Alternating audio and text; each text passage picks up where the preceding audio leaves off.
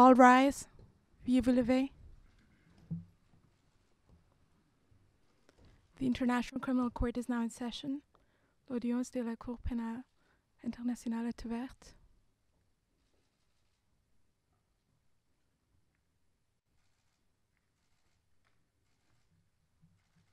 Please be seated. Veuillez vous asseoir.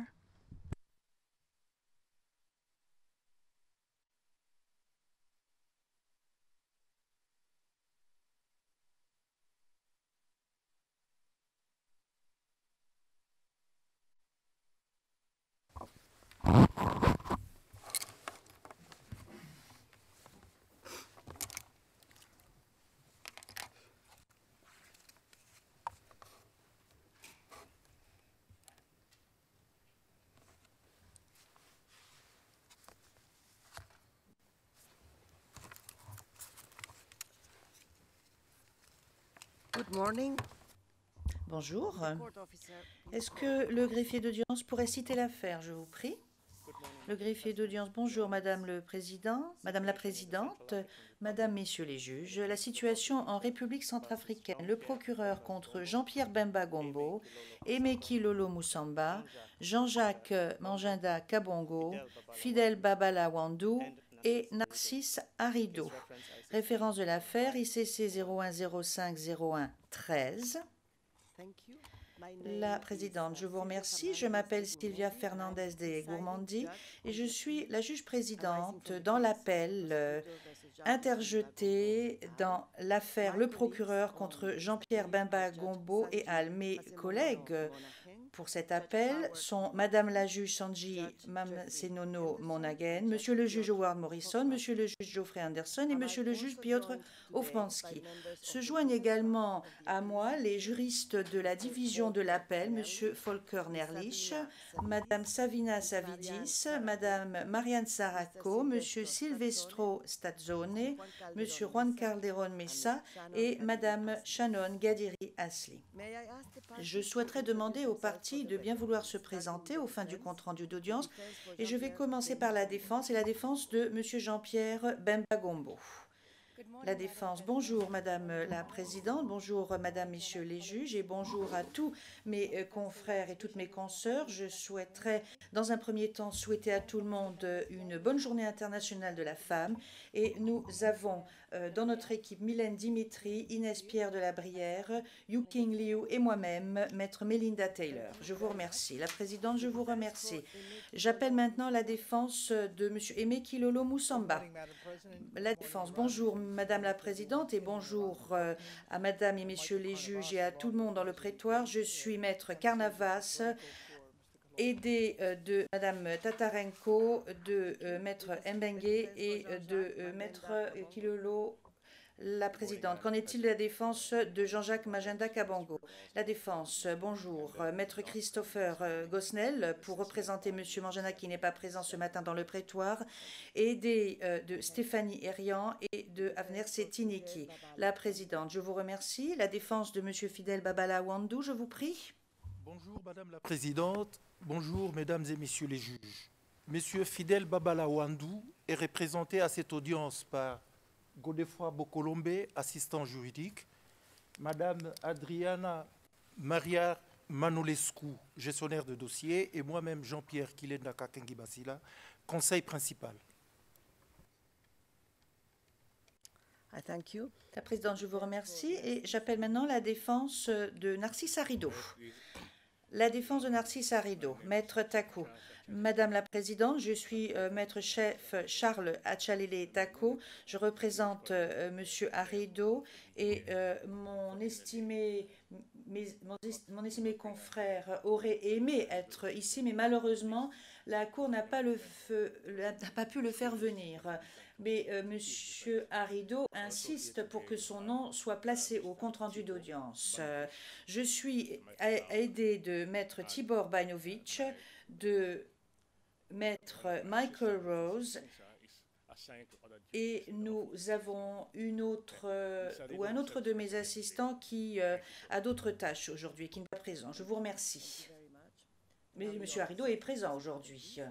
La présidente, je vous remercie. Qu'en est-il du bureau du procureur? Bonjour, Madame Brady, bonjour à vous, mesdames et messieurs les juges, et à tout le monde dans le prétoire. Hélène Brady, premier substitut du procureur. Et je suis ici avec Madame Méricel Regué, Priya Narayanan, Reinhold Galmetzer, Georges Mugwanya, Matteo Costi et Matthew Cross. La présidente, je vous remercie beaucoup. La Chambre d'appel siège aujourd'hui conformément à l'article 83.4 du statut, à la règle 158.2 du règlement de procédure et de preuve et à l'ordonnance portant calendrier qu'elle a délivrée le 27 février 2018, et ce pour le prononcé de son arrêt eu égard aux appels interjetés par M. Jean-Pierre Bemba Gombo, M. Aimé Kilolo Moussamba, M. Jean-Jacques Manjanda Kabango, M. Fidel Babala Wandou et M. Narcisse Harido contre la décision rendue par la Chambre de première instance numéro 7, décision intitulée « Jugement au titre de l'article 74 du statut », délivrée ou prononcée le 19 octobre 2016. Je ferai référence à cette décision en l'appelant la décision relative à la culpabilité, ou plutôt la décision relative à la condamnation. Je vais maintenant, à titre de rappel, indiquer que le 19 octobre 2016, la Chambre de première instance numéro 7 a condamné M. Bemba, M. Kilolo, M. Manjanda, M. Babala et M. Harido pour des atteintes contre l'administration de la justice au titre de l'article 70 du statut. Elle a acquitté M. Manjanda, M. Babala et M. Harido pour certains chefs. La Chambre de première instance a conclu que M. Bemba, M. Kilolo et M. Manjanda ont convenu ensemble d'intervenir de façon illicite auprès de témoins de la défense afin d'assurer que ces témoins fourniraient des éléments de preuve favorables à M. Bemba. La Chambre de première instance a de surcroît conclu que l'accord avait été conclu pendant le procès de M. Bemba, dont était saisie la Chambre de première instance numéro 3, pour des charges de crimes de guerre et de crimes contre l'humanité. Je ferai référence à cette affaire maintenant en l'appelant l'affaire principale. Et qu'au terme de cet accord, au moins 14 témoins de la défense ont fait l'objet de subornation ainsi que la présentation de leurs témoignages. M. Bemba, qui était en détention à l'époque où les offenses ont été commises,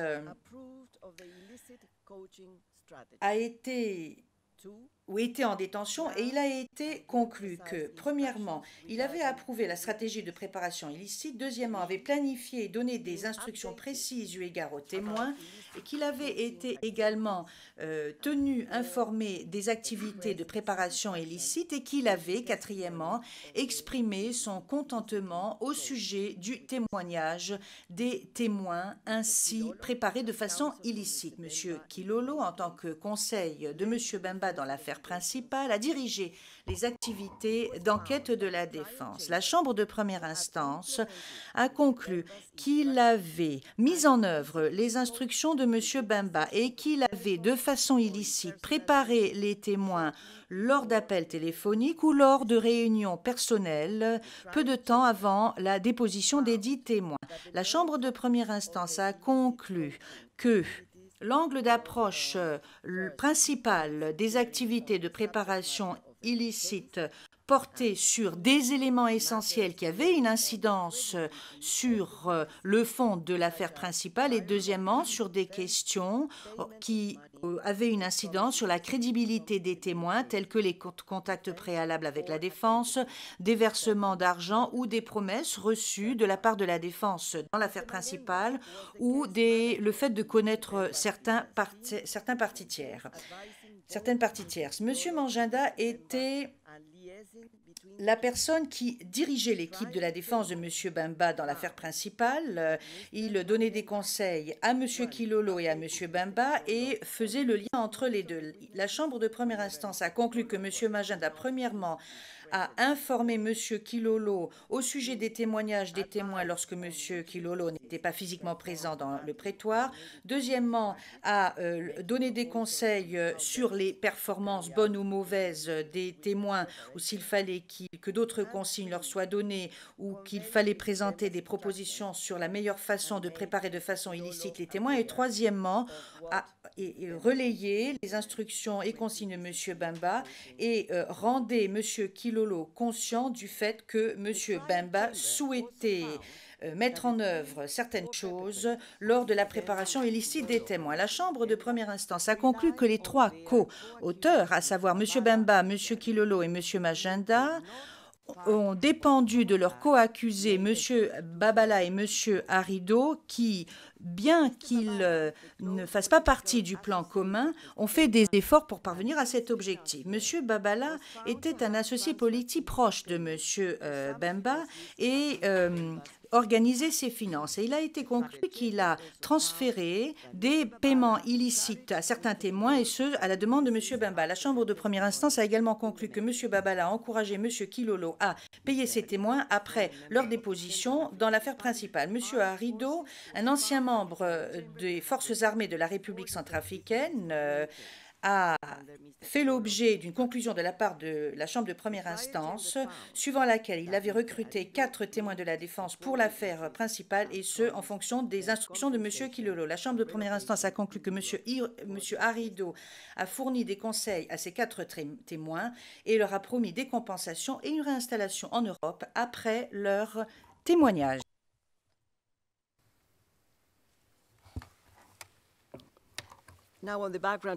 Alors, pour ce qui est du contexte de la procédure d'appel, j'aimerais vous rappeler que la Chambre d'appel a été saisie de cet appel le 1er novembre 2016, lorsque le premier acte d'appel a été déposé.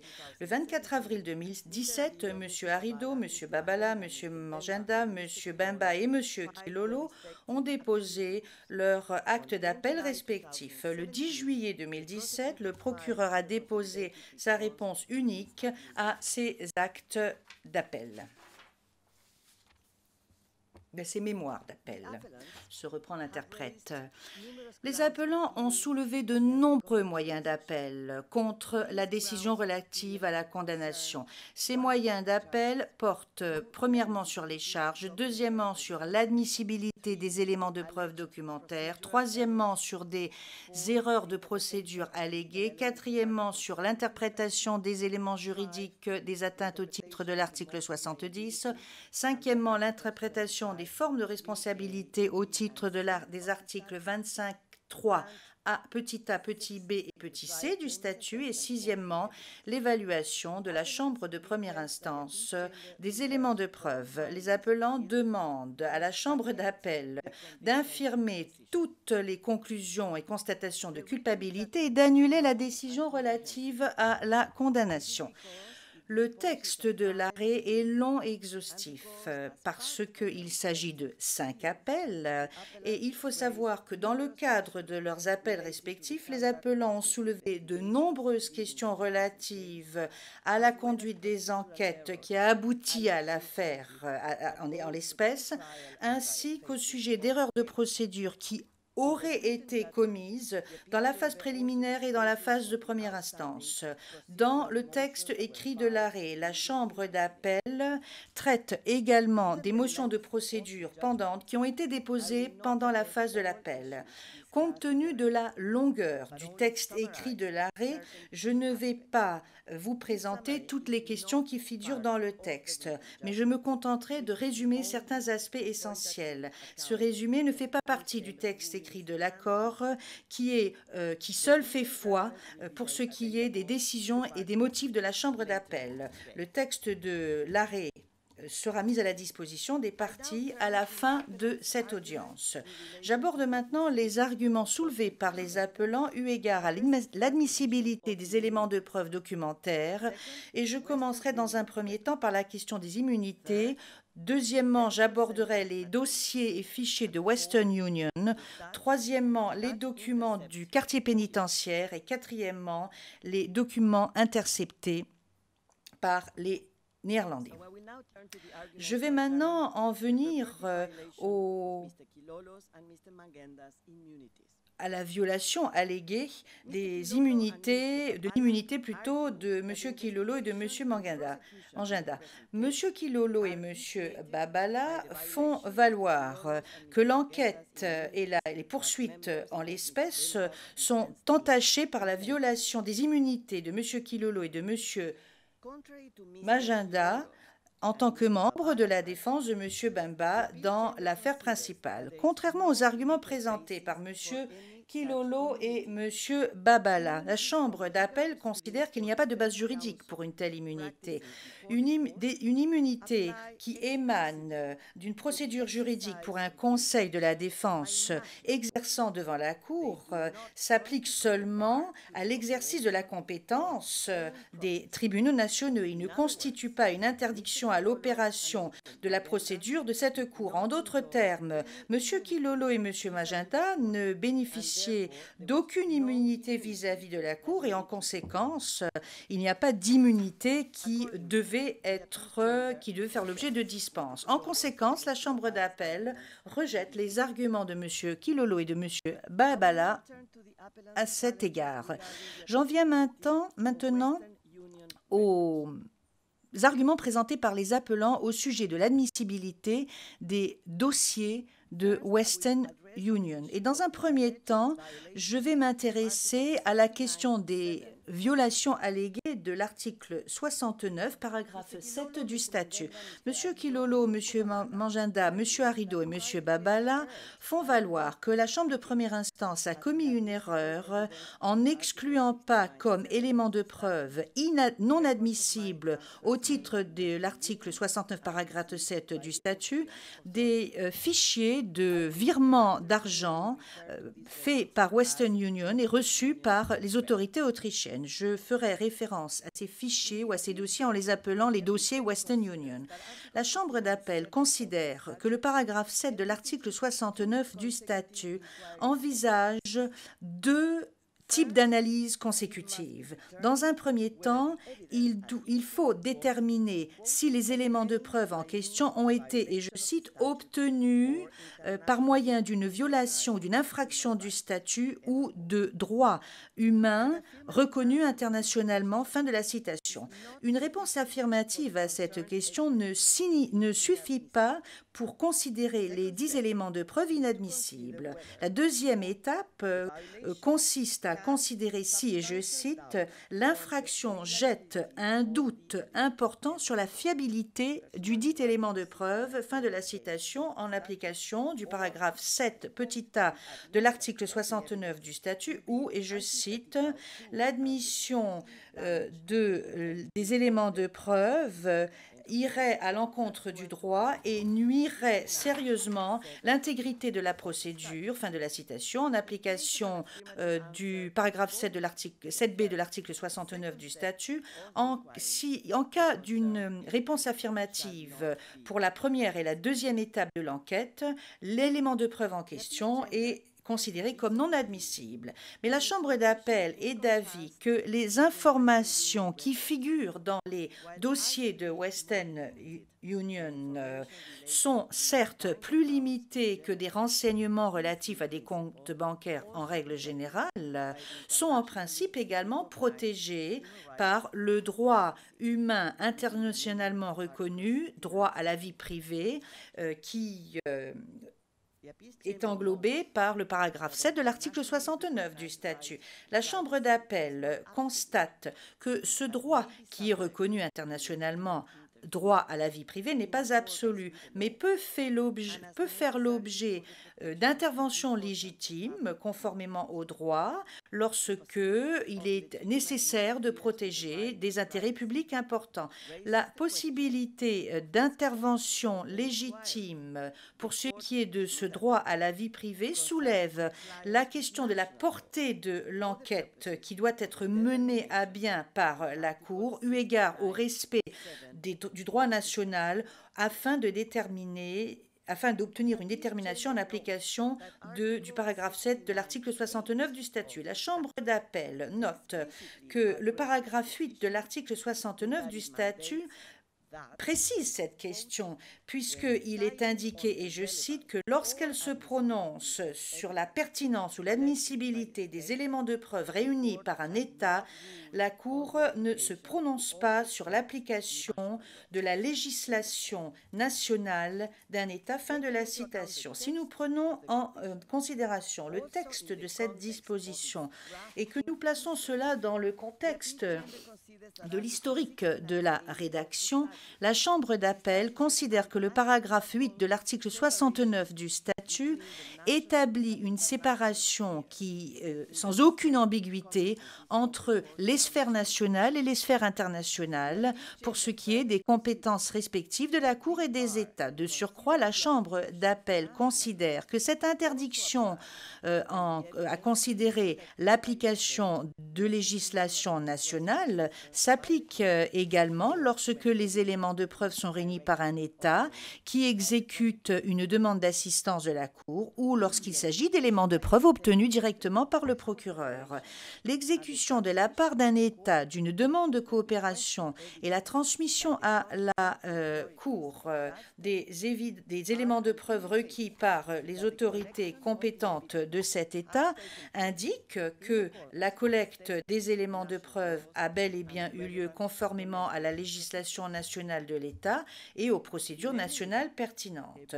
Quoi qu'il en soit, une infraction à la législation nationale d'un État pour ce qui est lorsque des éléments de preuve sont réunis, n'indique pas per se que de tels éléments de preuve ont été obtenus à la suite d'une violation tel que cela est défini dans le chapeau du paragraphe 7 de l'article 69 du statut. La Chambre de première instance conclut que lorsqu'elle détermine s'il y a eu infraction au terme du paragraphe 7 de l'article 69 du statut, elle doit encore analyser l'application de la législation nationale, mais seulement afin de déterminer si quelque chose de manifestement illicite s'est produit, de telle sorte que cela constitue une violation du statut ou une violation de droits humains internationalement reconnus. Fin de la citation.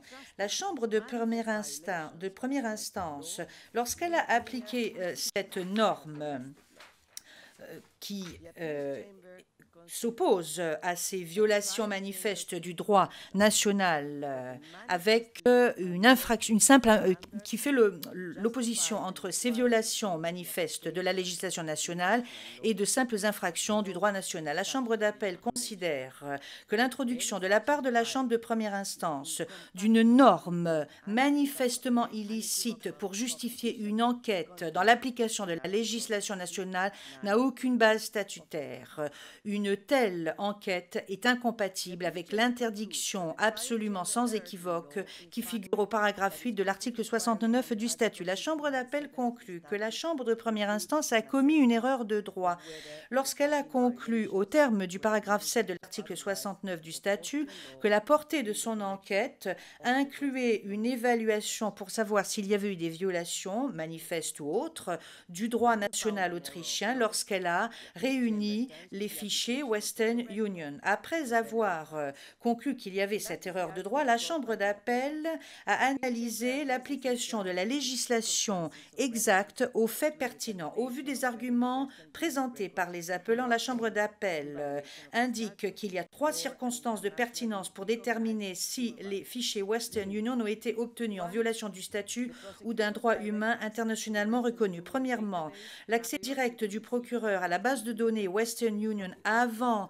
que ne soient reçus les fichiers Western Union de la part des autorités autrichiennes. Deuxièmement, la nature qui apparemment aurait été beaucoup trop large pour ce qui est la nature trop large, donc des renseignements qui figurent dans les dossiers Western Union. Et troisièmement, le fait que 2 décisions ont été rendues par le Haut tribunal régional de Vienne eu égard à l'exécution de la part de l'Autriche des demandes d'assistance du procureur. Premièrement, la Chambre d'appel n'est pas persuadée par les arguments présentés par M. Kilolo, suivant lesquels les dossiers Western Union auraient été obtenus suite à une infraction de la partie 9 du statut, et ce parce que le procureur avait précédemment eu un accès direct à ces documents qui se trouvent sur le territoire de l'Autriche. La Chambre d'appel considère que la partie 9 protège certes les compétences de souveraineté des États sur leur territoire, tout en assurant parallèlement certaines formes de coopération obligatoire que la Cour a tout à fait le droit de demander. Les États peuvent tout à fait aller au-delà des devoirs et conditions explicites qui figurent dans cette partie 9 et peuvent offrir de façon unilatérale une coopération supplémentaire par le truchement de leur loi d'habilitation ou par le truchement d'accords et d'accords informels ad hoc conclus avec la Cour. Par le biais de la coopération volontaire, les États peuvent fournir des formes de coopération supplémentaires avec la Cour ou faciliter des activités autonomes et directes par le procureur sur leur territoire au-delà de ce qui est requis dans le cadre de la partie 9 du statut. À cet égard, étant donné que la partie 9 du statut préserve les compétences des États, les formes ou modalités de coopération supplémentaires requises par la Cour sont tout à fait conformes à ces dispositions, à condition bien entendu qu'elles soient acceptées par les États et qu'elles ne soient pas contraires au statut, y compris contraires aux droits humains internationalement reconnus, et ce conformément au paragraphe 3 de l'article 21 du statut.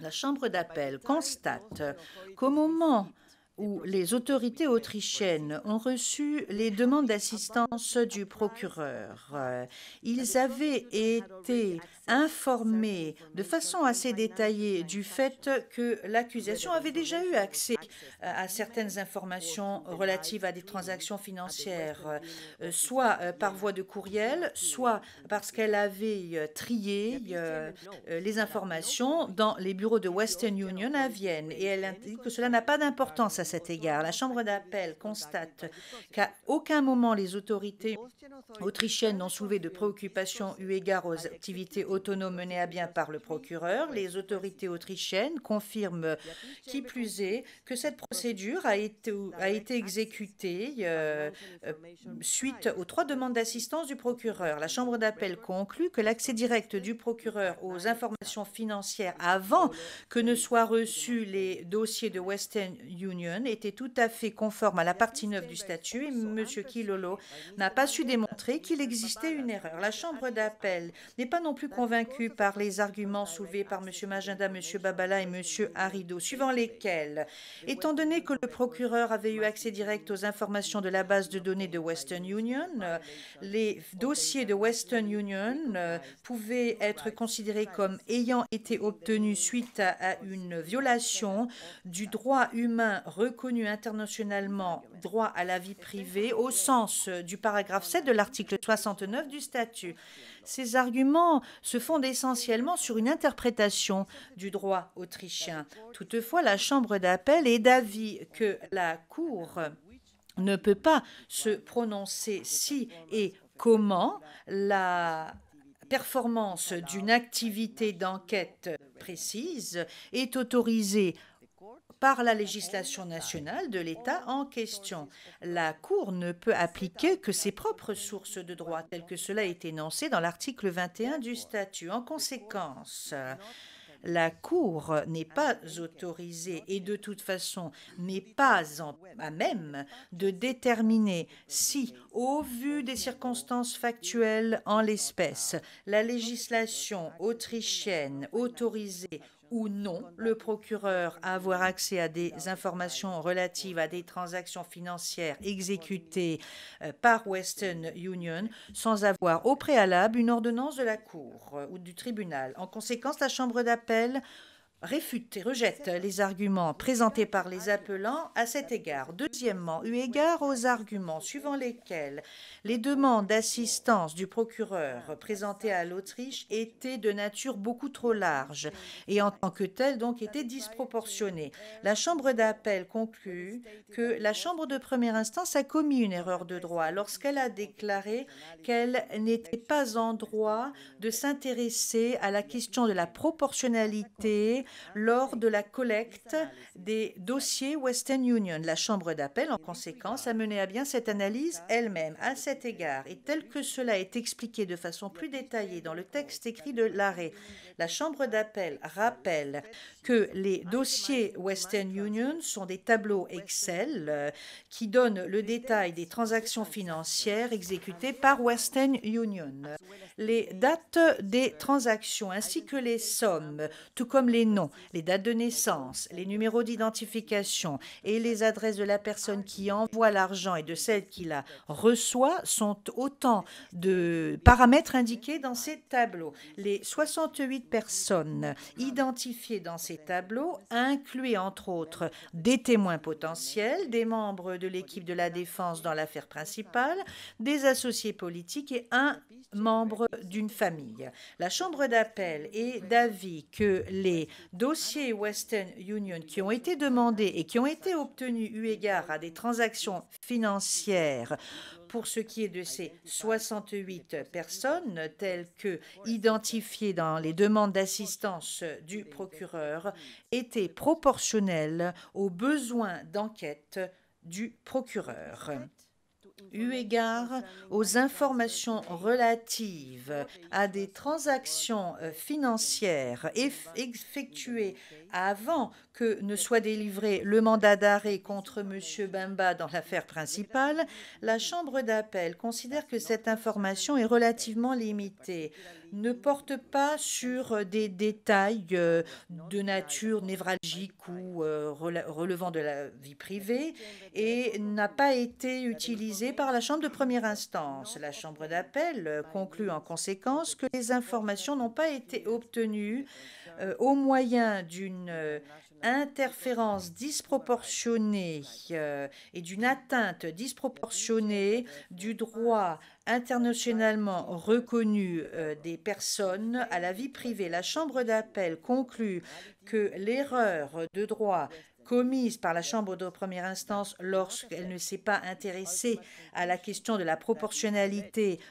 lors de la collecte des dossiers de Western Union n'a pas d'incidence sur sa conclusion définitive, suivant laquelle la nature alléguée trop générale des dossiers de Western Union ne constitue pas une infraction à ce droit humain internationalement reconnu. Troisièmement, eu égard à la délivrance de 2 décisions de la part de la Haute Cour régionale ou du Haut Tribunal régional de Vienne relativement à l'exécution de la part de l'Autriche des demandes d'assistance du procureur, il doit être indiqué, mis en exergue, que toute décision nationale ne s'adresse pas en tant que telle à la Cour et n'est donc pas et n'a aucune ne doit pas être forcément respectée par la Cour.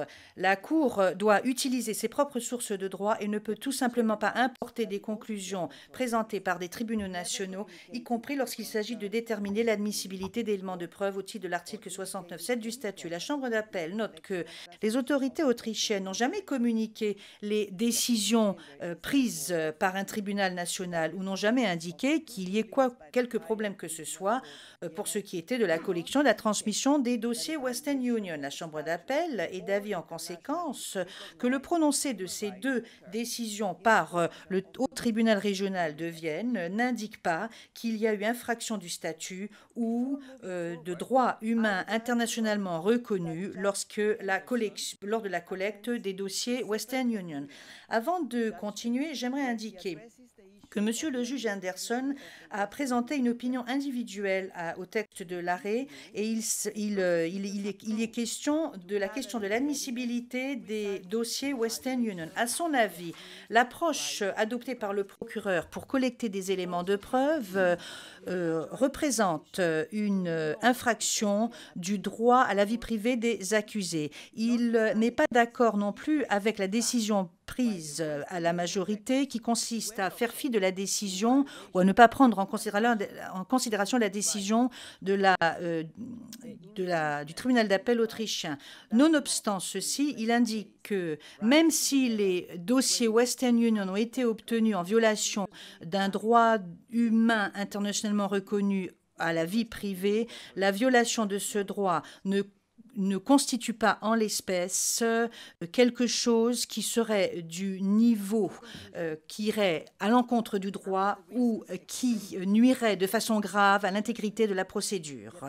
En conclusion, et pour les raisons expliquées de façon plus détaillée dans le texte écrit de l'arrêt, la Chambre d'appel conclut que la Chambre de première instance, par ses deux décisions relatives à l'admissibilité des dossiers Western Union, a commis une série d'erreurs. Notamment, la Chambre de première instance a commis une erreur de droit en déclarant que son analyse au titre de l'article 69, paragraphe 7 du statut pourrait s'étendre à une détermination afin de savoir s'il y a eu infraction manifeste du droit national lors de la collecte des dossiers Western Union. Deuxièmement, a commis une erreur de droit lorsqu'elle n'a pas déterminé si la collecte des dossiers Western Union constituait une interférence disproportionnée et une atteinte disproportionnée aux droits humains internationalement reconnus à la vie privée. Et troisièmement, a commis une erreur de droit en concluant que, compte tenu des deux décisions prises au niveau national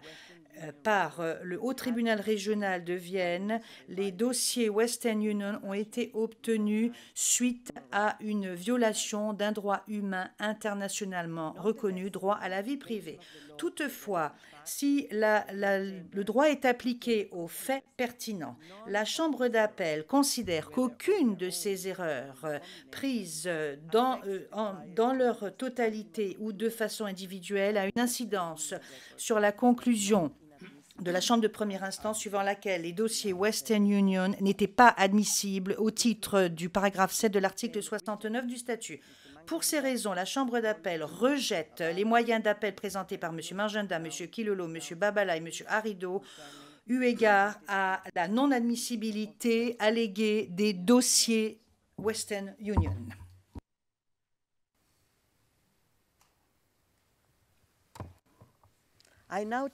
J'en arrive maintenant aux contestations concernant la recevabilité des pièces collectées au centre de détention. Monsieur Bemba conteste la recevabilité des pièces collectées au centre de détention qui consiste en une sélection d'enregistrements et de relevés de conversations téléphoniques non privilégiées au centre de détention de la Cour en alléguant que celles-ci ont été obtenues en violation de son droit au respect de la vie privée. La Chambre d'appel considère que la surveillance des communications téléphoniques non privilégiées au centre de détention n'était pas une mesure de surveillance cachée, mais relevait spécifiquement du régime ordinaire de détention applicable au centre de détention de cette Cour, en application de la norme 174.1 du règlement du greffe. Le juge unique de la Chambre préliminaire a autorisé la transmission des relevés et enregistrements des communications téléphoniques non privilégiées de M. Bemba au procureur. La Chambre d'appel considère que cette mesure était suffisamment fondée en droit et pouvait être prise en conformité avec l'article 57.3a du statut sur requête du procureur dans la mesure nécessaire aux fins de l'enquête. En même temps, la Chambre d'appel considère que la mesure ordonnée par le juge unique de la Chambre préliminaire constitue une interférence supplémentaire de l'atteinte au respect de du respect de la vie privée de M. Bemba en ce qu'elle permet un élargissement du cercle de personnes qui ont accès aux communications téléphoniques non privilégiées du détenu. Pour déterminer si cette mesure est requise aux fins de l'enquête, au titre de l'article 57.3a du statut, une chambre doit être convaincue que la requête du procureur est effectivement fondée, justifiée sur une base factuelle suffisante. De l'avis de la Chambre d'appel, l'information rendue disponible au juge unique de la Chambre préliminaire fournissait une base factuelle suffisante pour qu'il conclue raisonnablement qu'une intrusion supplémentaire au droit à la vie privée de M. Bemba était essentielle pour permettre au procureur de faire davantage la lumière sur les faits pertinents et que celle-ci était donc justifiée au titre de l'article 57.3a du statut.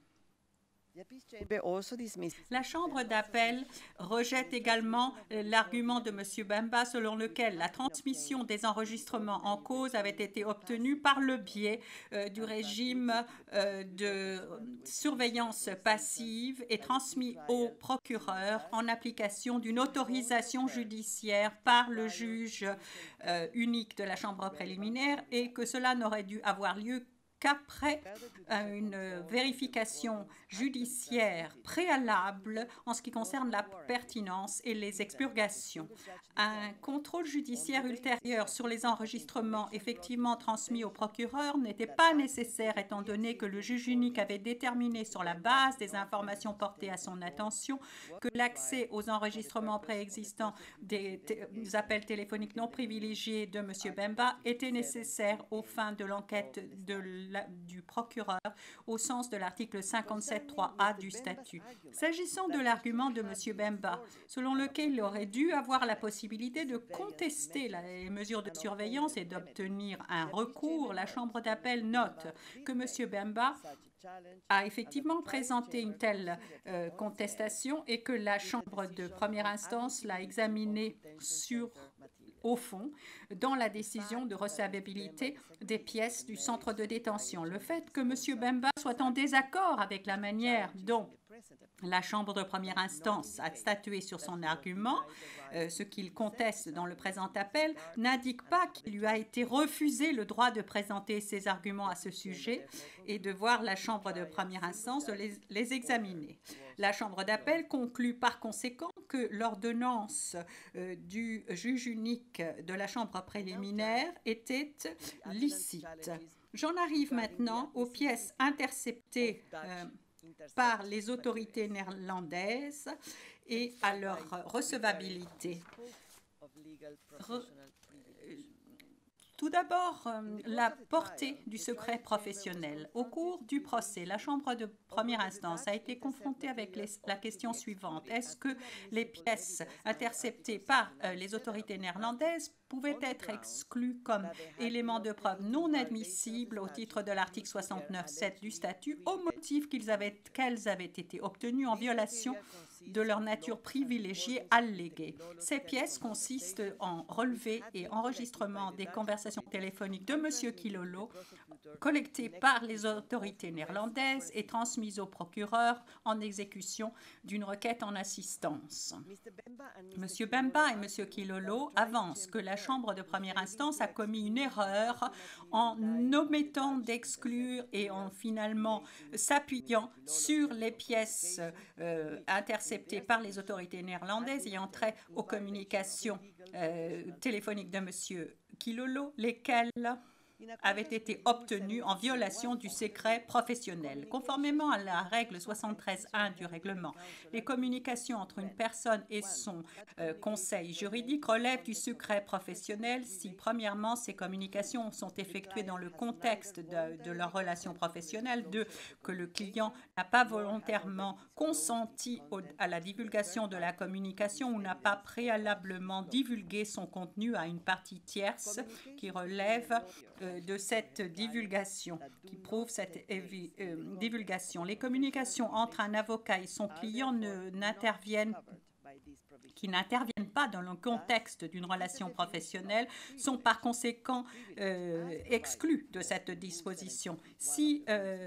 Ainsi, la définition de secret professionnel visée à l'article 73A du règlement, qui exclut les communications à des fins d'activité criminelle, plutôt que les communications impliquées comme exception supposée au secret professionnel, couvrant les communications avocat-client. La Chambre d'appel, par conséquent, considère que les communications qui sont effectuées dans le contexte de la mise en œuvre d'une activité criminelle ne relèvent pas a priori du secret professionnel entre une personne et son conseil juridique. La Chambre d'appel constate que la Chambre de première instance n'a pas commis d'erreur lorsqu'elle a décidé que les pièces interceptées par les deux autorités néerlandaises n'avaient pas été obtenues en violation du statut ou des droits de l'homme internationalement reconnus dans le cadre de l'article 69.7 du statut et n'a pas commis d'erreur en s'appuyant sur ces pièces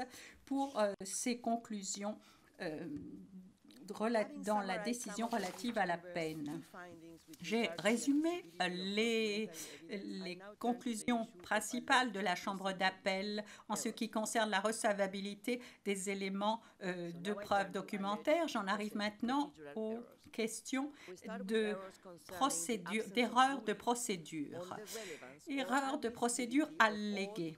Erreur concernant l'absence de décision en ce qui concerne la pertinence ou la recevabilité de tous les éléments de preuve présentés. Monsieur Babala, Monsieur Harido et Monsieur Bemba avancent que la décision relative à la peine est entachée d'erreurs ayant trait au système ayant trait à la manière dont les éléments de preuve ont été présentés au cours du procès. La Chambre d'appel note qu'au début du procès, la Chambre de première instance a rendu une décision où elle déclarait que, d'une manière générale, elle ne statuerait sur l'évaluation de la recevabilité des éléments de preuve qu'au moment où elle délibérerait de sa décision finale conformément à l'article 74.2 du statut et qu'elle examinerait la pertinence, la valeur probante et le préjudice potentiel de chaque élément de preuve versé à ce moment-là, même si elle ne les examinerait pas, elle n'examinerait pas nécessairement ces aspects pour chaque élément présenté dans sa décision finale. La Chambre de première instance n'a pas rendu de décision individuelle sur la pertinence ou la recevabilité d'éléments de preuve documentaires soumis par les parties, ni au cours du procès, ni dans le cadre de la décision relative à la peine. La Chambre a choisi de statuer sur les requêtes d'exclusion d'éléments de preuve au titre de l'article 69.7 du statut et a vérifié avant l'introduction de témoignages préalablement enregistrés que les critères de la règle 68 du règlement avaient bien été respectés. Lorsque de tels obstacles procéduraux étaient avérés ou n'avait pas été soulevé, la Chambre de première instance a reconnu le versement dans le dossier d'épreuve par la partie concernée. Ensuite, dans la décision relative à la peine, la Chambre de première instance a évalué les éléments de preuve obtenus au cours du procès ainsi que les documents versé en preuve au procès comme faisant partie de sa décision de culpabilité ou d'innocence de l'accusé. La Chambre d'appel considère qu'une chambre de première instance, après versement d'un élément de preuve par une partie, dispose du pouvoir discrétionnaire, premièrement, de statuer sur la pertinence ou la recevabilité d'un tel élément de preuve comme étant un préalable à ce que cette pièce soit considérée comme versée au sens de l'article 74.2 du statut et en évalue le poids au terme de la procédure dans le cadre d'une évaluation globale de tous les éléments de preuve présentés. Ou bien, deuxièmement, de reconnaître le versement de tels éléments de preuve sans statuer au préalable sur leur pertinence ou leur recevabilité et d'examiner cette pertinence ou cette valeur probante que dans le cadre d'une évaluation globale de tous les éléments de preuve présentés au moment de la décision de la culpabilité ou de l'innocence de l'accusé. Les éléments de preuve sont devant une chambre de première instance pour que celle-ci prenne une décision en ce qui concerne la culpabilité ou l'innocence de l'accusé lorsque ces éléments de preuve ont été soumis conformément à la procédure adoptée par la chambre de première instance et évoquée au procès, à moins qu'il n'ait été décidé que ces pièces étaient non pertinentes ou non recevables. Toute pièce de preuve soumise qui n'est pas exclue au procès doit par conséquent être considérée comme ayant été considérée comme non inadmissible par une règle d'exclusion applicable. Pour cette raison, la procédure pour la présentation des éléments de preuve au procès et le statut de chaque pièce ayant été versée au sens de l'article 74 du statut doivent être clairs. Ceci est une garantie fondamentale pour les droits des parties au procès et sert aussi aux fins d'un éventuel appel ultérieur. La Chambre d'appel constate que la procédure fixée et mise en œuvre par la Chambre de première instance pour la présentation des éléments de preuve au procès était conforme avec le cadre juridique de la Cour. Les appelants ne font pas la démonstration que la Chambre de première instance a causé un préjudice indu aux droits des personnes accusées en ne statuant pas ou en n'excluant pas la pertinence ou la recevabilité des éléments de preuve et en s'appuyant aux fins de la décision de condamnation sur les éléments de preuve qui ont été reconnus comme étant versés. Je voudrais faire remarquer que l'opinion individuelle du juge Anderson porte également sur la question du versement et de la recevabilité des éléments de preuve. Il estime que l'approche suivie par la majorité remet en cause dans les faits le compromis atteint par les États parties entre les systèmes de common law et de droit civil. Il considère que le régime de recevabilité du statut est beaucoup moins formel que ce qui existe dans la plupart des juridictions de common law, mais il ne va pas jusqu'à rejeter totalement la nécessité d'examiner la question de la recevabilité des éléments de preuve d'une manière générale.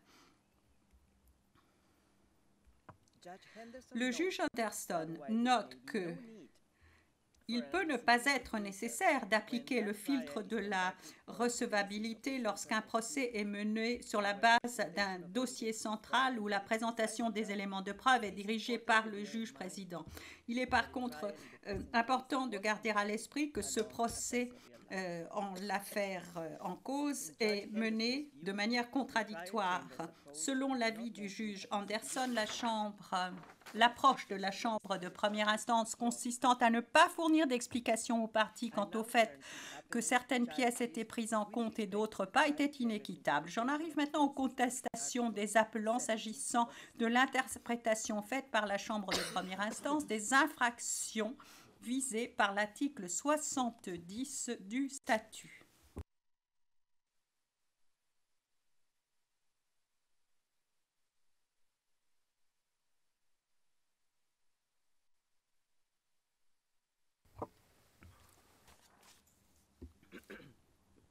So I will now turn to the alleged errors regarding the offenses under Article 70 of the statute, and I will first address the chapeau of Article 71 of the statute.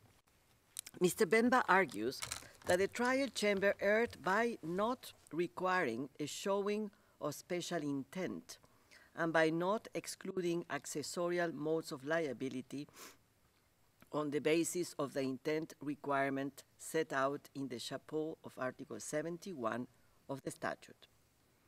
The appeals chamber considers that when read in context with other provisions, it is clear that the word intentionally in Article 70 of the statute refers to the basic intent required by Article 30 of the statute.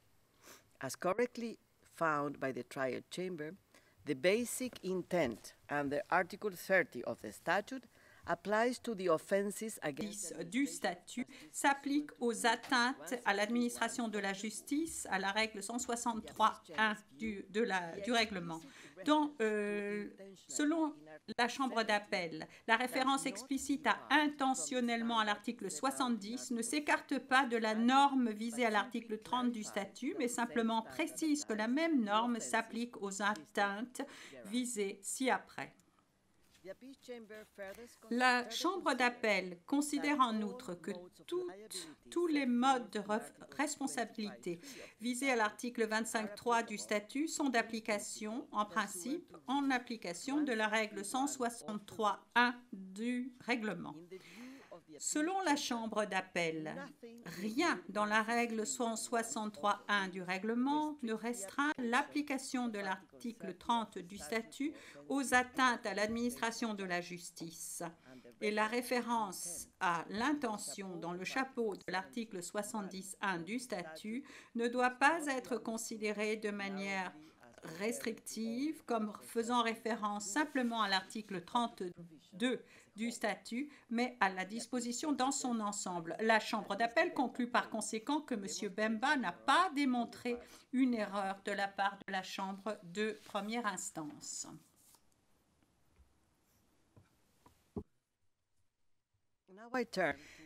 J'en arrive maintenant à l'article 70.1a du statut. M. Bemba fait valoir que la Chambre de première instance a commis une erreur en concluant que le crime de faux témoignage en application de l'article 70.1a du statut pouvait être commis en ne divulguant pas certaines informations sur des questions sur lesquelles le témoin n'avait pas été directement interrogé. Selon la Chambre d'appel, l'expression « faire un faux témoignage » doit être comprise dans le contexte fait au témoin, dans le contexte de l'obligation faite au témoin de dire toute la vérité, article 69.1 du statut et règle 66 du règlement. Ainsi, déformer la vérité en dissimulant intentionnellement certains éléments d'information équivaut à donner un faux témoignage au terme de l'article 70.1a du statut.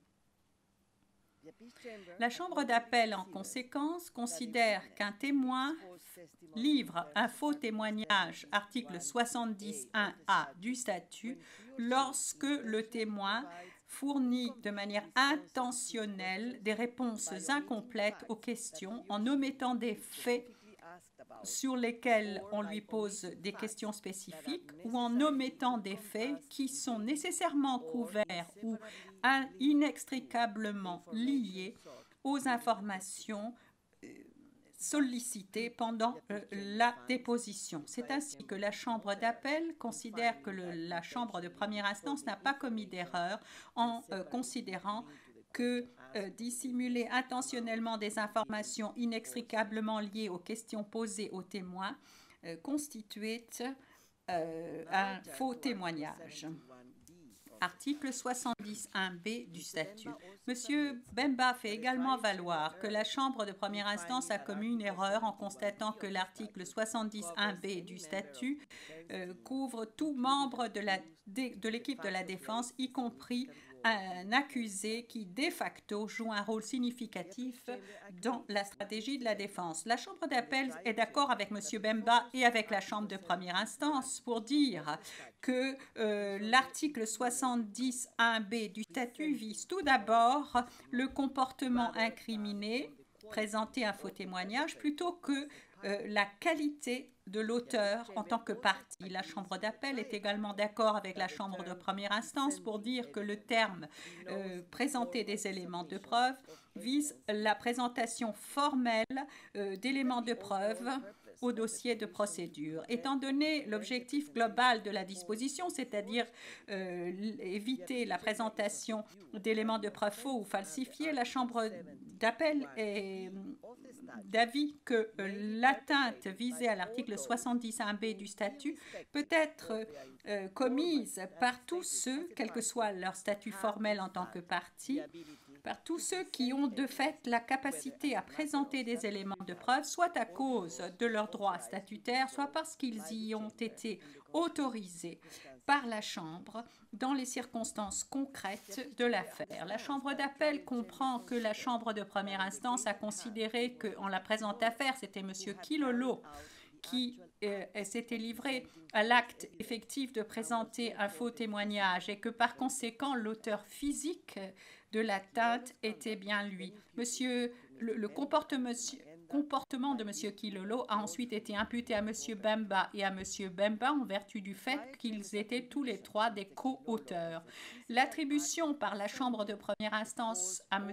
Kilolo de l'acte physique de présenter des faux éléments de preuve soulève la question de la portée du comportement effectif poursuivi par l'article 70.1b du statut et en particulier son applicabilité aux éléments de preuve présentés oralement. La Chambre d'appel est d'accord avec la Chambre de première instance pour dire que le terme élément de preuve à l'article 70.1b du statut ne fait pas une distinction entre les différentes formes d'éléments de preuve aux fins de l'applicabilité de cette disposition.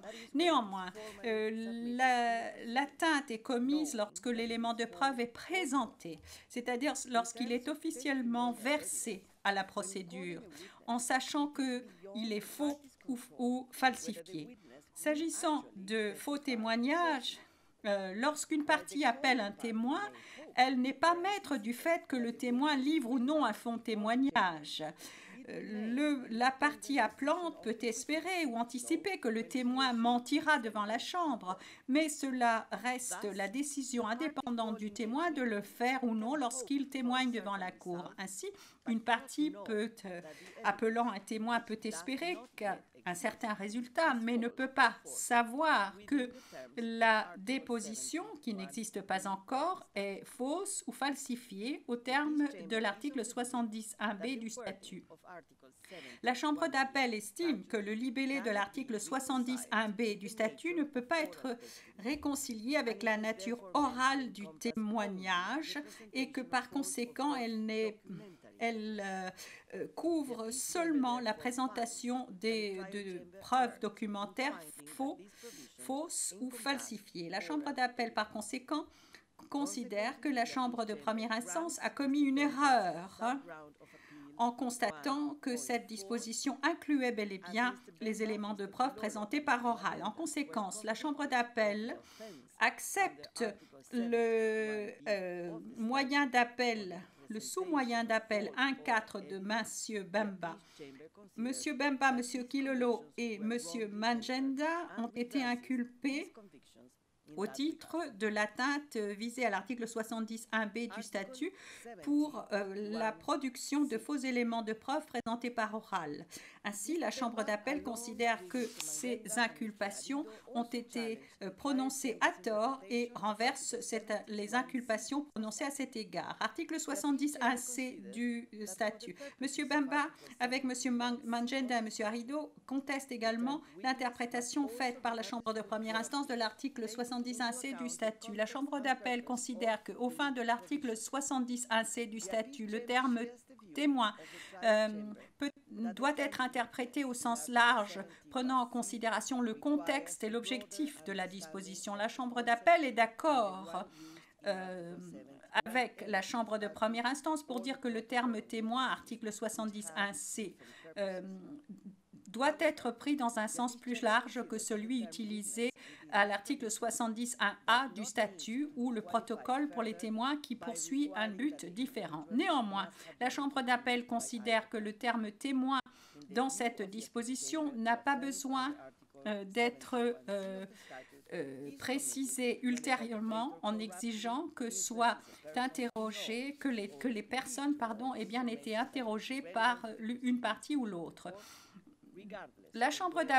Pour la Chambre d'appel, l'atteinte au titre de l'article 70.1c du statut est commise lorsque l'auteur suborne une personne qui détient ou est considérée comme détenant des informations qui peuvent être pertinentes pour la procédure devant la Cour, que celle-ci ait été contactée ou pas par l'une ou l'autre partie. La Chambre de première instance a défini le concept de subornation de témoins en application de l'article 70.1c du statut comme comportement susceptible d'influencer la nature d'un témoignage et visant à obtenir un témoignage particulier ou à en modifier le contenu en compromettant ainsi la fiabilité des éléments de preuve. La Chambre d'appel note que la Chambre de première instance a bien reconnu qu'il existait des modalités licites pour discuter d'une déposition à venir avec un témoin, mais a établi une distinction entre ce comportement autorisé et un comportement pouvant constituer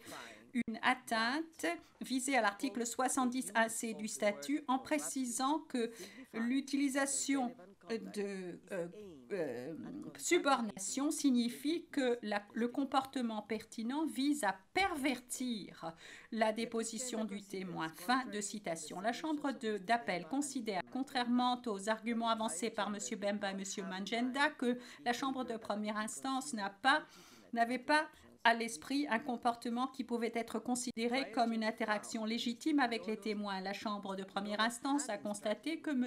Kilolo avait donné instruction à des témoins de déposer au sujet d'événements ou de faits relatifs à l'affaire principale, bien qu'il n'en ait eu aucune connaissance. Une telle situation revient à influencer un témoin pour qu'il livre un faux témoignage parce que le témoin n'avait aucune expérience effective des événements et des faits en question. La Chambre d'appel, par conséquent, considère que la Chambre de première instance n'a pas adopté une définition trop large du terme de subornation. La Chambre d'appel rappelle que la Chambre de première instance a conclu que le crime de subordination d'un témoin au titre de l'article 70.1c du statut n'exige pas la preuve que le comportement ait bien eu un effet sur le témoin. La Chambre d'appel est d'accord avec cette conclusion qui est étayée par le libellé de la disposition en stipulant que subordonner un témoin constitue un crime sans qu'il soit fait mention du résultat découlant de ce comportement. De l'avis de la Chambre d'appel, c'est une interprétation appropriée, à la lumière également de l'objectif de la disposition qui vise à éviter une influence indue exercée sur des témoins qui, en fait, peuvent ne jamais venir témoigner devant la Cour. La Chambre d'appel considère que les appelants n'ont pas démontré une erreur effectuée par la Chambre de première instance dans son interprétation de l'article 70.1c du statut. Je vais maintenant en terminer en vous donnant lecture du dispositif. À la lumière de ce qui précède, la Chambre d'appel, à l'unanimité, premièrement, renverse les condamnation de M. Jean-Pierre Bemba Gombo, de M. Aimé Kilolo Moussamba et de M. Jean-Jacques Manjenda Kabongo du crime imputé de présenter de faux témoignages, article 70.1b du statut. Deuxièmement, confirme les autres condamnations prononcées par la Chambre de première instance eu égard au crime imputé de faux témoignages et de subordination de témoins au terme des articles 70.1 petit a et petit c du statut, s'agissant de M. Jean-Pierre Bemba Gombo, M. Aimé Kilolo Moussamba, M. Jean-Jacques Manjenda Kabongo, ainsi que les condamnations prononcées par la Chambre de première instance au sujet de M. Fidel Babala Wendou et M. Narcisse Arido pour corruption de témoins, article 70.1c du statut, et la Chambre d'appel rejette tous les autres aspects de procédure. Ceci conclut mon résumé de l'arrêt en appel de la condamnation. Nous reprendrons dans 15 minutes après une pause et nous donnerons lecture du résumé de l'arrêt portant de l'arrêt relatif à la peine.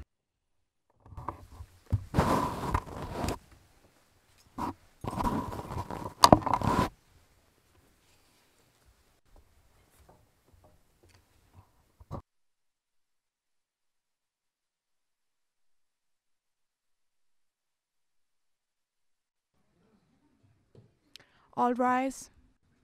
Veuillez vous lever.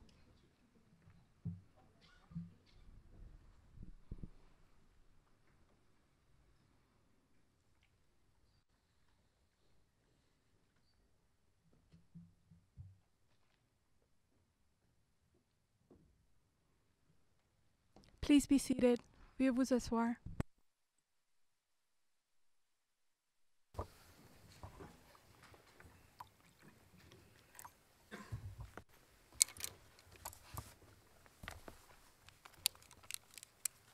So, good morning again. La présidente. Bonjour à nouveau. À la reprise de cette audience, la Chambre d'appel rend son jugement dans les appels. Le procureur Jean-Pierre Bemba Gombo, Fidel Babalawandou et Narcisse Harido interjetés contre la décision de la Chambre de première instance 7, intitulée Décision relative à la peine rendue en application de l'article 76 du statut.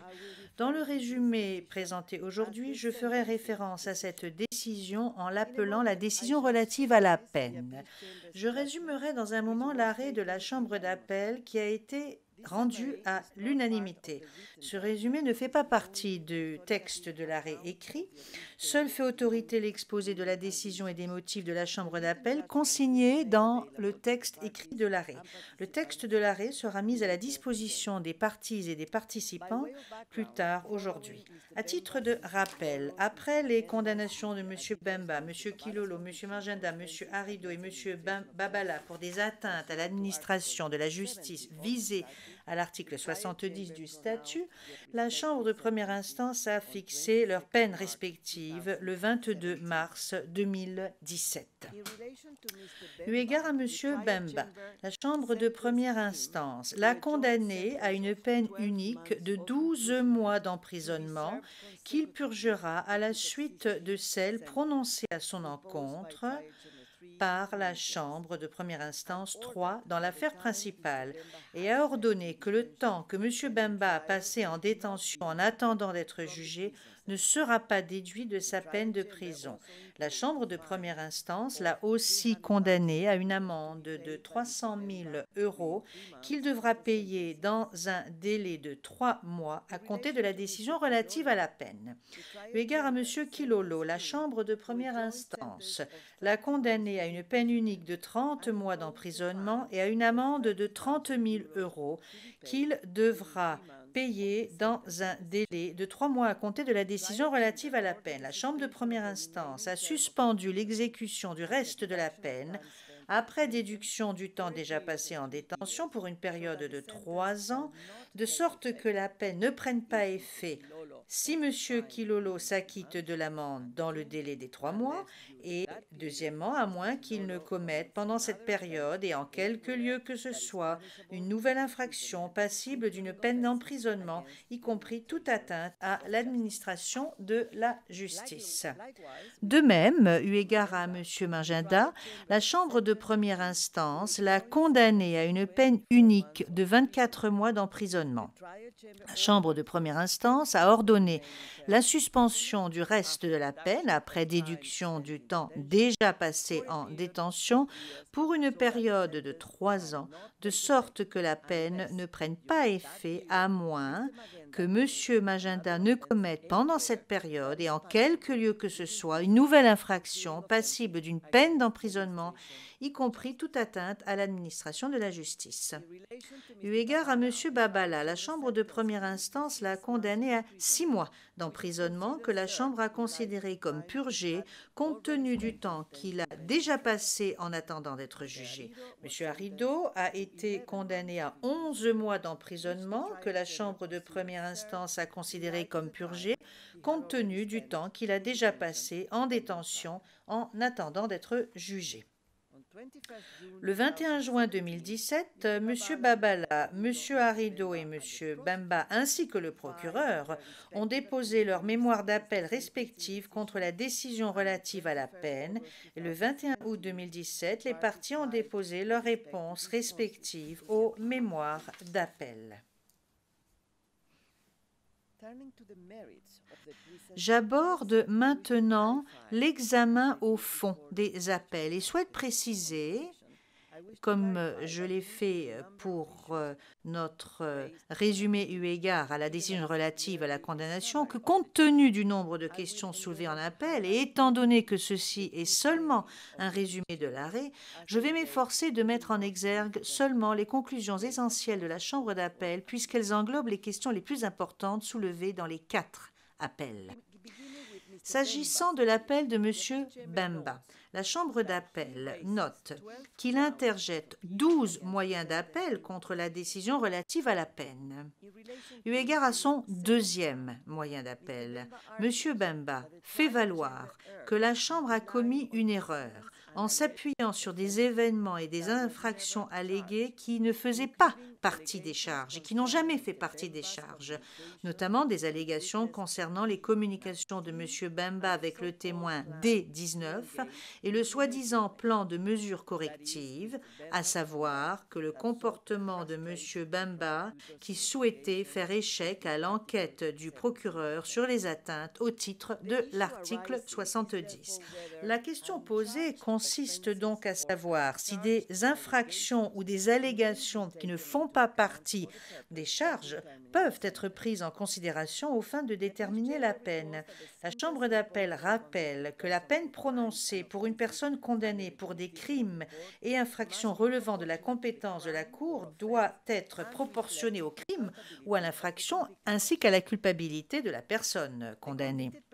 La personne condamnée est condamnée justement pour le crime ou l'infraction pour lesquels elle a été condamnée et non pour d'autres crimes ou infractions que cette personne aurait pu également connaître, mais pour lesquels aucune condamnation n'a été prononcée. Cela ne signifie pas pour autant que le fait qu'une personne condamnée aurait pu commettre d'autres infractions n'ait aucune pertinence pour la fixation de la peine. En fait, la conduite, y compris la conduite criminelle qui a eu lieu après l'infraction pour laquelle la personne condamnée a été condamnée, peut également être pertinente pour la phase de la fixation de la peine afin de déterminer la gravité de l'infraction ou sa culpabilité à cet égard où la dite conduite peut constituer une circonstance aggravante. Il existe une limite naturelle à la prise en considération de la conduite, notamment lorsqu'il s'agit d'un comportement criminel qui a eu lieu après l'infraction pour laquelle la personne a été condamnée, en ce sens qu'il faut qu'il y ait un suffisamment direct entre les deux. En l'absence d'un tel lien, le comportement en question n'aurait aucune pertinence pour la fixation de la peine. En outre, la Chambre d'appel conclut que l'équité de la procédure et les droits de la défense exigent que la personne condamnée soit informée des faits pris en considération pour aggraver sa peine. En ce qui concerne les allégations spécifiques de M. Bemba, dans le cadre de ce moyen d'appel, la Chambre d'appel conclut que la Chambre de première instance n'a pas commis d'erreur. La Chambre d'appel considère que pour les raisons énoncées dans les paragraphes précédents, il n'y avait pas de raison de principe de ne pas se fonder sur les soi-disant mesures correctives comme facteurs aggravants, étant donné que de telles mesures avaient un lien direct avec les infractions pour lesquelles M. Bemba a été condamné, il n'était pas déraisonnable de tenir compte de ces mesures correctives comme circonstances aggravantes.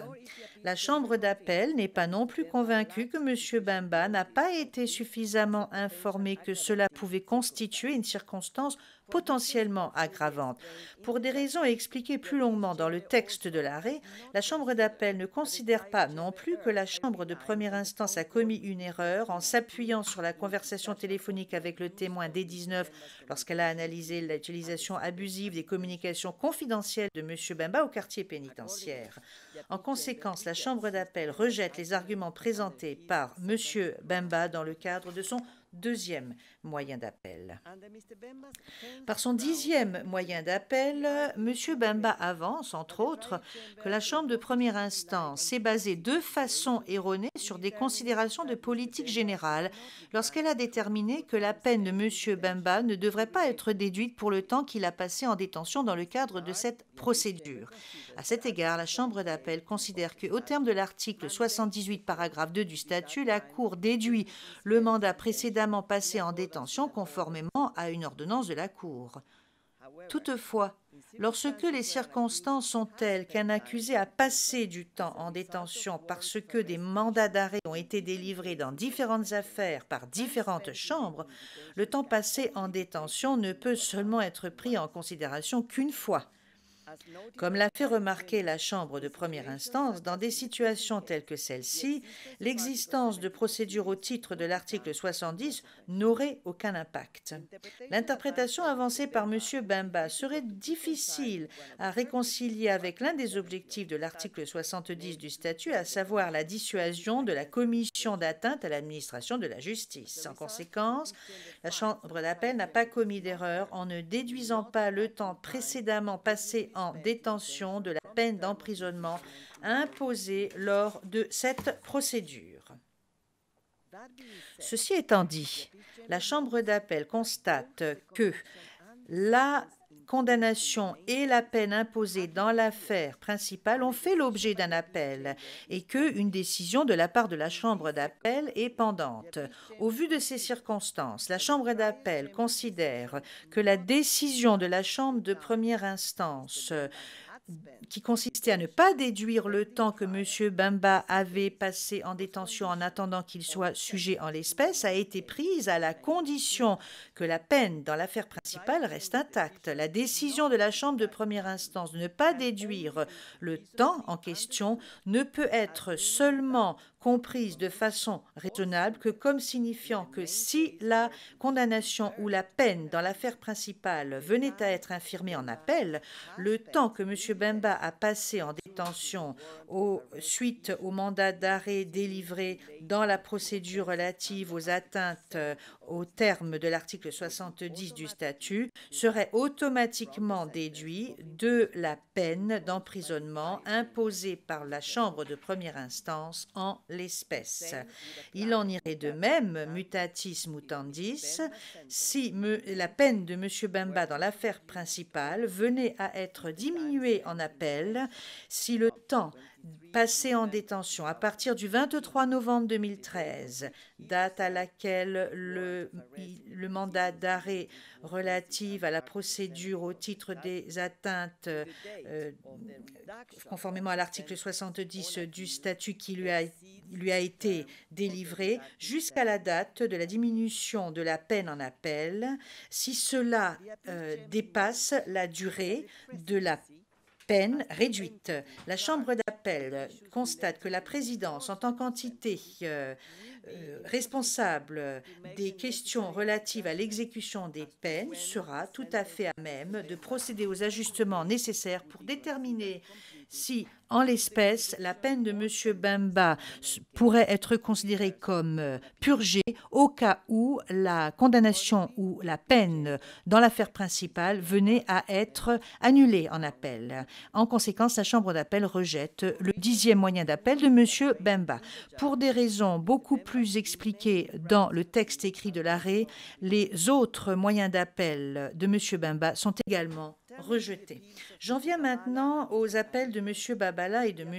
Harido. La Chambre d'appel note qu'ils ont tous les deux essentiellement présenté des arguments pour essayer de contester leur condamnation au terme de l'article 70.1 petit c conjointement avec l'article 25.3a du statut. La Chambre d'appel réfute ces arguments in limine sur la base qu'on ne peut pas faire valoir dans un appel contre la peine que la personne condamnée n'aurait pas dû être condamnée de toute façon et que de tels arguments doivent être présentés dans un appel dans un appel interjeté contre la décision relative à la condamnation. Eu égard aux autres arguments présentés par M. Babala et M. Arido dans leurs appels respectifs, la Chambre d'appel constate qu'ils contestent tous les deux l'évaluation faite par la Chambre de première instance de la gravité de l'infraction pour laquelle ils ont été condamnés. Ils avancent tous les deux que la Chambre de première instance a commis une erreur lorsqu'elle a pris en considération certaines conséquences de l'infraction pour lesquelles ils ont été condamnés aux fins de déterminer la gravité de l'infraction. À cet égard, la Chambre d'appel considère que les conséquences d'un crime ou d'infraction pour lesquelles une personne a été condamnée peuvent être prises en considération pour aggraver la peine d'une manière ou d'une autre, ainsi que dans la mesure où ces conséquences sont au moins objectivement prévisibles par la personne inculpée. Ainsi, dans l'affaire de M. Babala, la Chambre d'appel note que la Chambre de première instance a constaté dans sa décision relative à la condamnation que M. Babala avait effectué des paiements à l'épouse du témoin D57 et à la fille du témoin D64 en sachant que ces versements étaient effectués à des fins illégitimes et qu'il savait que ces versements visaient à pervertir les dépositions des témoins et à intentionnellement encourager M. Kilolo à subordonner ces deux témoins. De l'avis de la Chambre d'appel, ces constatations qui n'ont pas été infirmées en appel fournissent une base suffisante pour établir au moins qu'il était objectivement prévisible que les témoins D57 et D64 se livreraient à un faux témoignage pour les paiements qu'ils avaient reçus ainsi que pour les contacts dans la défense de l'affaire principale. De la même manière, dans l'affaire de M. Arido, la Chambre de première instance a constaté que M. Arido, en promettant de l'argent et une réinstallation en Europe, fournissait un encouragement à témoigner dans un certain sens dans l'affaire principale, qu'il avait recruté et influencé les 4 témoins dans l'intention de manipuler leur déposition. Ces constatations n'ont pas été infirmées en appel et fournissent une base suffisante pour établir qu'il était objectivement prévisible de la part de M. Arido que, en conséquence de sa subornation de témoins à propos de questions liées au fond de l'affaire principale, ces 4 témoins se livreraient à de faux témoignages au sujet des paiements, connaissance de la nature et du nombre des contacts préalables. La Chambre d'appel rejette ainsi ces arguments de M. Babala et de M. Arido. Pour ces raisons, les raisons étant plus largement expliquées dans l'arrêt, les arguments développés par M. Babala et M. Arido sont rejetés. S'agissant de l'appel interjeté par le procureur, la Chambre d'appel note que celle-ci soulève 2 moyens d'appel contre la décision relative à la peine. Dans le premier moyen d'appel, le procureur fait valoir que la Chambre de première instance a abusé de son pouvoir discrétionnaire et commis une erreur en droit en imposant des peines manifestement inadéquates et disproportionnées à M. Kilolo, Manjenda et M. Bemba. Le procureur fait valoir que la Chambre d'appel devrait amender les peines conjointes de M. Kilolo, Manjenda et Bemba en augmentant chacune de ces peines à 5 ans, conformément à l'article 83.2a et 3 du statut. Le premier argument du procureur est que la Chambre de première instance a commis une erreur en s'appuyant sur le fait que le faux témoignage de ces témoins ne relevait pas du fond de l'affaire principale et que ceci constituait une circonstance pertinente pour son évaluation de la gravité des crimes. À cet égard, la Chambre d'appel note qu'en évaluant la gravité des crimes, la Chambre de première instance a établi une distinction entre les mensonges sur des questions de fond d'un côté et les mensonges sur des questions non liées au fond de l'autre, en partant de l'hypothèse que ces derniers étaient moins graves de manière inhérente que les premiers. La Chambre d'appel souligne le fait que l'évaluation par une chambre de première instance de la crédibilité des témoins constitue une partie intégrante de sa capacité à évaluer le fond des dépositions des témoins. Ainsi, il n'est pas porté un moindre préjudice aux fonctions de recherche de la vérité de la Cour par un faux témoignage sur des questions relevant de la crédibilité des témoins que lorsqu'il s'agit de faux témoignages sur des questions relevant du fond de l'affaire. La Chambre d'appel considère que le fait que un faux témoignage relève du fond ou ne relève pas du fond de l'affaire n'est pas en soi une indication de la gravité effective des crimes. En conséquence, la Chambre d'appel considère que la Chambre de première instance a commis une erreur en accordant un certain poids à cette considération non pertinente qui, dans les mots de la Chambre de première instance, contribue, et je cite, à l'évaluation de la gravité des crimes pour lesquels messieurs Majenda, Kilolo et Bemba ont été condamnés. Le deuxième argument du procureur porte sur les peines prononcées contre messieurs Kilolo et Bemba pour avoir induit ou sollicité la commission de crime au titre de l'article 70.1a du statut. Elle fait valoir que la Chambre de première instance a commis une erreur en accordant une peine plus légère à la suite de ces condamnations que celles prononcées, que les peines prononcées pour les atteintes commises en tant que co-auteur, et ceci exclusivement sur la base du mode de responsabilité différent. La Chambre d'appel reconnaît que la différence entre commettre un crime et contribuer au crime commis par d'autres se traduit généralement par un degré différent de participation et ou d'intention au sens de la règle 145.1c du règlement. Ceci, néanmoins, n'implique pas que le principal auteur d'un crime ou d'une atteinte mérite nécessairement une peine plus lourde que le complice d'un crime ou d'une atteinte. Cela dépend de toutes les circonstances variées de chaque cas individuel. D'ailleurs, le cadre juridique de la Cour ne prévoit pas une corrélation automatique entre la forme de responsabilité de la personne condamnée et la peine. Il ne prévoit pas non plus de forme obligatoire d'atténuation en cas de condamnation en tant que complice d'un crime ou d'une atteinte. Plutôt, les facteurs pour la peine dans le statut et les règles sont liés aux faits et dépendent, en dernière analyse, d'une évaluation au cas par cas des circonstances individuelles pour chaque affaire. La Chambre d'appel observe que la Chambre de première instance a déclaré qu'elle avait établi une distinction entre les crimes commis par M. Kilolo et M. Bemba en tant que co-auteurs et celles pour lesquelles ils étaient condamnés pour complicité.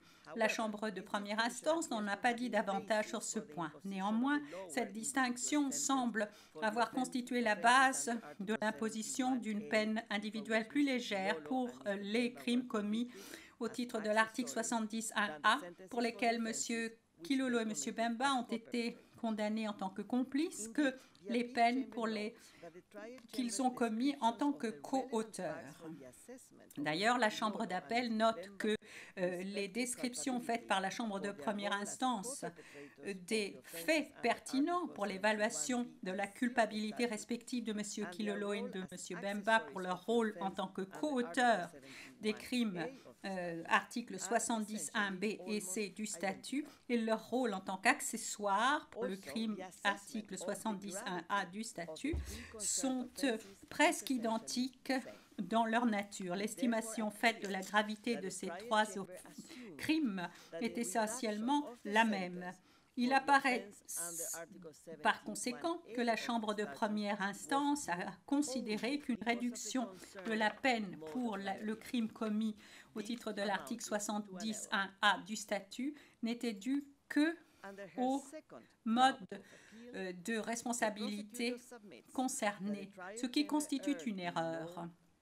Dans son deuxième moyen d'appel, le procureur fait valoir que la Chambre de première instance a commis une erreur en droit ou a abusé de son pouvoir discrétionnaire en suspendant les peines d'emprisonnement de M. Manjenda et de M. Kilolo. Le procureur demande que la Chambre d'appel renverse la suspension des peines et ordonne que M. Kilolo et M. Manjenda soient remis en détention pour servir le reliquat de leur peine, ou une peine accrue selon ce qui sera décidé par la Chambre d'appel.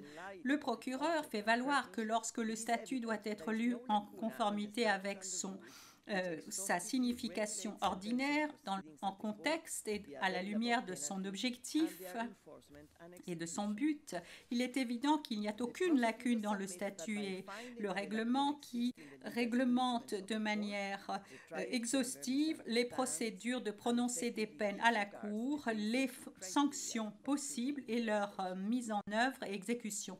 Le procureur fait valoir que, en constatant qu'une lacune existe dans les instruments juridiques de la Cour, la Chambre de première instance comprend de manière erronée et d'ailleurs ignore dans les faits les critères fondamentaux d'interprétation du traité. La Chambre d'appel observe que sur la base de cette évaluation selon laquelle une lacune existe dans le cadre statutaire de la Cour, la Chambre de première instance a considéré que son pouvoir de suspendre une peine d'emprisonnement dérivait de son pouvoir inhérent d'imposer ou de déterminer la peine. La Chambre d'appel insiste sur le fait que dans le cadre juridique de la Cour, les pouvoirs inhérents ne devraient être invoqués que d'une manière très restrictive et en principe uniquement au sujet de questions de procédure. La Chambre d'appel rappelle que, conformément à l'article 21 du statut, la Cour applique tout d'abord le statut et le règlement. La Chambre d'appel rappelle en outre qu'elle a précédemment constaté qu'il n'existait aucune lacune lorsque, par exemple, une question était déterminée de manière exhaustive dans les instruments légaux de la Cour. La Chambre d'appel considère que lorsqu'une question est réglementée dans les sources principales de droit de la Cour, les chambres n'ont pas vocation à s'appuyer sur de supposés pouvoirs inhérents pour remplir des lacunes qui n'existent pas. La Chambre d'appel note que le pouvoir inhérent invoqué par la Chambre de première instance a trait aux sanctions et au régime de peine devant la Cour. La Chambre d'appel observe que ce régime est directement et explicitement encadré par le principe de l'égalité, article 23 du statut, qui prévoit, en reprenant le principe de nulla poena sin lege, qu'une personne condamnée par la Cour ne peut être punie qu'en conformité avec les dispositions du statut. En conséquence, le statut et ses dispositions relatives prévoient de manière exhaustive le type de sanction qui peut être imposé contre les personnes condamnées et précise les circonstances aggravantes ou atténuantes ainsi que les paramètres à prendre en considération pour la détermination de la lourdeur de ces peines. Les pouvoirs correspondants d'une chambre de première instance sont par conséquent limités à l'identification de la pénalité appropriée parmi celles qui sont énumérées dans le statut et une détermination de leur lourdeur relative. On ne saurait invoquer les pouvoirs inhérents pour introduire des pénalités non réglementées ou des mécanismes de prononcé de peine qui ne sont pas prévus dans le cadre légal de la Cour, et la Chambre de première instance a en l'occurrence ce que la Chambre de première instance a effectué en l'occurrence s'agissant de la suspension des peines. Ainsi, la Chambre d'appel considère que la Chambre de première instance a commis une erreur en droit en constatant qu'elle disposait de pouvoirs inhérents pour imposer une suspension de peine et qu'elle a agi ultra vires en ordonnant la suspension des peines encore à exécuter d'emprisonnement pour messieurs Kilolo et Magenta.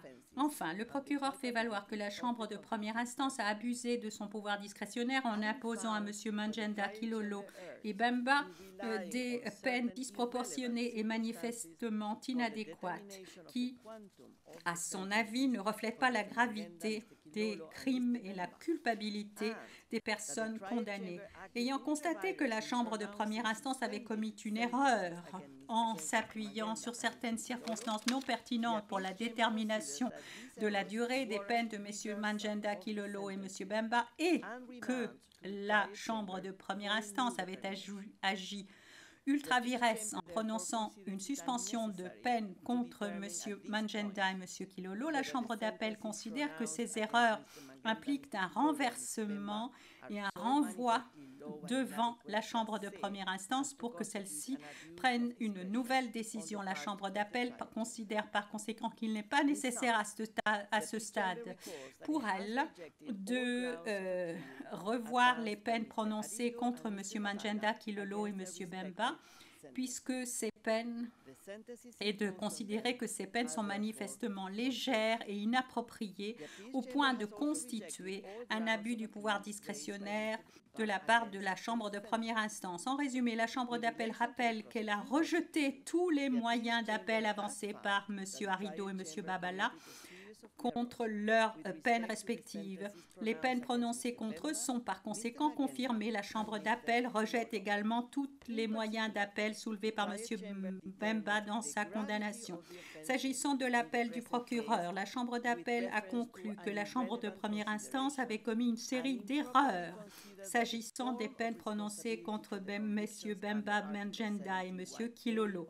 En particulier, la Chambre de première instance, notamment, a déterminé la gravité des crimes dans l'affaire présente en faisant référence à une prise en considération non pertinente et à considérer également de manière erronée que le mode de responsabilité pour les condamnations article 71A du statut impliquait automatiquement une réduction des peines correspondantes. En outre, elle a agi ultra vires en suspendant le reliquat des peines d'emprisonnement imposées à messieurs Magenta et messieurs Kilolo. La Chambre d'appel considère que les peines prononcées contre messieurs Bemba, Magenta et Kilolo sont affectées de manière déterminante par chacune de ces erreurs. En ces circonstances, la Chambre d'appel considère qu'il est approprié pour les raisons avancées de manière plus détaillée dans l'arrêt de renverser ces décisions